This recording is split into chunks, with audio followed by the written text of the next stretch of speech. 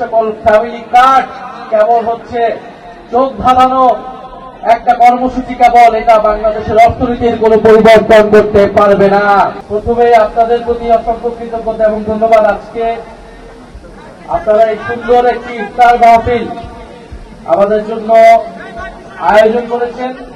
খুবই সুন্দর সুশৃঙ্খল পরিকল্পিতভাবে ইফতার মাহফিলের অনুষ্ঠান শুরু হয়েছে। আশা করি সুশৃঙ্খল ভাবে এটা শেষ হবে।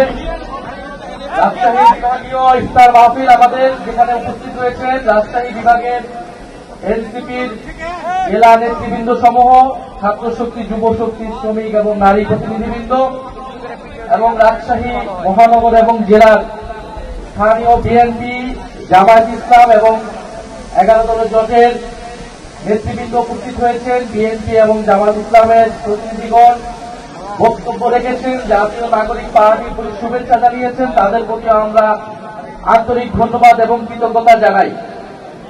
আপনারা জানেন একটি নির্বাচন হয়েছে, নির্বাচনের মধ্য দিয়ে আমরা গণতন্ত্রের পথে যাওয়ার কথা।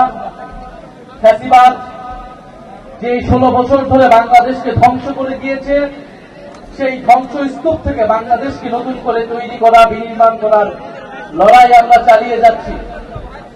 আমরা খুবই স্পষ্টভাবে বলেছি, এই যে নতুন বাংলাদেশ বিনির্মাণের লড়াই, এই লড়াই কোন দলের পক্ষে, কোন সরকারের পক্ষে এককভাবে করা সম্ভব নয়। এই লড়াই, এই বিনির্মাণ, এই নতুন বাংলাদেশ তখনই সম্ভব যদি বাংলাদেশের ফ্যাসিবাদ বিরোধী রাজনৈতিক শক্তিসমূহ ঐক্যবদ্ধ থাকে। আমাদের নানা মত দ্বিমতের মধ্যেও আমরা এই ইফতার মাহফিল এবং বিভিন্ন অনুষ্ঠানে বিভিন্ন মত একত্র হতে পারছি। এটা বাংলাদেশের রাজনৈতিক সংস্কৃতির একটা বড় পরিবর্তন, যেটা বিগত সময় আমরা কখনোই দেখি নাই। আমরা আশা করব যে সরকার দলে যারা আছে আমরা অবশ্যই তার সমালোচনা করব। সরকারে যারা থাকে তাদের দায়িত্ব বেশি, তাদের সমালোচনা মুখ বুঝে সহ্য করতে হয় এবং নিজেদেরকে পরিবর্তন করতে হয়, সংশোধন করতে হয়। গণতন্ত্র কখনোই সম্ভব না যদি শক্তিশালী বিরোধী দল, বিরোধী মত না থাকে।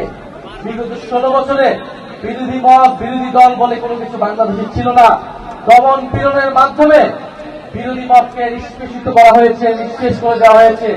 এই রাজশাহী অঞ্চলে যারা বিএনপি করেন, যারা জামায়াত করেন, তারা নিজেদের জীবন দিয়ে সে অভিজ্ঞতা করেছেন কতটা দুঃসহ জীবনের মধ্য দিয়ে আপনাদের ছিল। আমরা আশা করব যে ভবিষ্যতে এই সরকারের আমলে সে ধরনের দমন পীড়ন, বিরোধী মতকে করা হবে না, বরং সমালোচনাকে সাধুবাদ জানানো হবে। আমরা খুবই সংক্ষেপে দু একটি কথা বলতে চাই। শরীফ ওসমান হাদী হত্যার খুনের বিচার এই বাংলার মাটিতে হতেই হবে। আমরা যখন ইলেকশনে মানুষের কাছে গিয়েছি, সারা বাংলাদেশের মানুষ আমাদের কাছে এটাই বলেছে, ওসমান হাদী হত্যার বিচার যেন ভাইয়া এই মাটিতে হয়। ওসমান হাদী হত্যাকারীদেরকে ভারতের মাটিতে খুঁজে পাওয়া গিয়েছে, আমরা শুনেছি। আমরা দাবি জানাবো অবিলম্বে বাংলাদেশের মাটিতে তাদেরকে এনে বিচার কার্যকর করা হয় এবং এই বিচার যাতে সত্যিকার অর্থে ন্যায় বিচার হয়। কারণ যারা শুধু গুলি করেছে তারাই হত্যাকারী নয়। এই হত্যাকাণ্ডের পিছনে জড়িত ছিল ডিপ স্টেট, এই হত্যাকাণ্ডের পিছনে জড়িত ছিল দেশি বিদেশি নানা ষড়যন্ত্র। সেই ষড়যন্ত্রকে বাংলাদেশের মানুষের সামনে উন্মুক্ত করতে হবে এবং শুধু প্রত্যক্ষ নয়, পরোক্ষভাবে যারা এই হত্যাকাণ্ডের সাথে জড়িত তাদেরকেও বিচারের আওতায় আনতে হবে। দ্বিতীয়ত, আমরা দেখেছি ফ্যামিলি কার্ড উদ্বোধন করা হয়েছে। আমরা ইলেকশনের আগেও বলেছিলাম ফ্যামিলি কার্ড তারা উদ্বোধন করেছে, তাদের ইশতেহার অনুযায়ী তাদেরকে সাধুবাদ। কিন্তু আমরা পাশাপাশি এও বলেছিলাম, যদি দুর্নীতি বন্ধ না হয়, যদি চাঁদাবাজি বন্ধ না হয়, যদি দখলদারিত্ব বন্ধ না হয়, যদি ঋণ খেলাপিদেরকে সংসদে এবং সরকারে ঠাঁই দেওয়া হয়, এই সকল ফ্যামিলি কার্ড কেবল হচ্ছে চোখ ধাঁধানো একটা কর্মসূচি, কেবল এটা বাংলাদেশের অর্থনীতির কোনো পরিবর্তন করতে পারবে না। তাহলে আমরা আহ্বান জানাবো, যে সকল ঋণ খেলাপি, লুটেরা, দুর্নীতিবাজদেরকে সরকারে, সংসদে নিয়ে যাওয়া হয়েছে, নমিনেশন বিক্রি করা হয়েছে, সে সকল ঋণ খেলাপিদের বিরুদ্ধে যাতে বাংলাদেশ সরকার, বাংলাদেশের সুপ্রিম কোর্ট, নির্বাচন কমিশন ব্যবস্থা নেয় এবং তারা যাতে অতি দ্রুত দেশের টাকা, ব্যাংকের টাকা ব্যাংকে ফিরিয়ে দেয়। প্রিয় রাজশাহীবাসী, 12ই মার্চের জন্য আপনারা আমরা সবাই অপেক্ষা করছি। 12ই মার্চ নতুন জাতীয় সংসদের অধিবেশন। সেই অধিবেশনে শুনছি আমরা ফ্যাসিস্টের দোষর, ফ্যাসিস্টের লেজুর রেখে যাওয়া রাষ্ট্রপতি বক্তব্য দিবে, ভাষণ দিবে। আপনাদের সামনে স্পষ্টভাবে বলে যাচ্ছি, কোন ফ্যাসিস্টের দোষরের বক্তব্য শোনার জন্য 12ই মার্চ আমরা জাতীয় সংসদে যাচ্ছি না।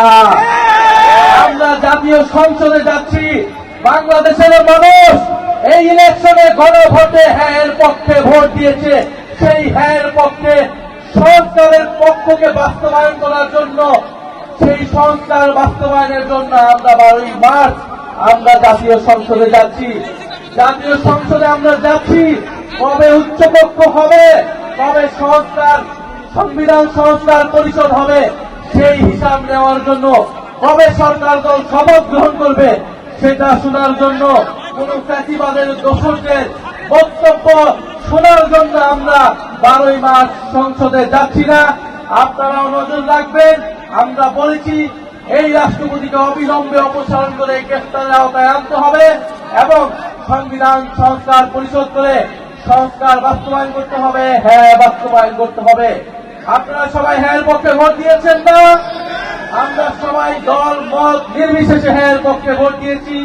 ফলে সংস্কারের পক্ষে, বিচারের পক্ষে আমাদের সেই লড়াই চলমান থাকবে।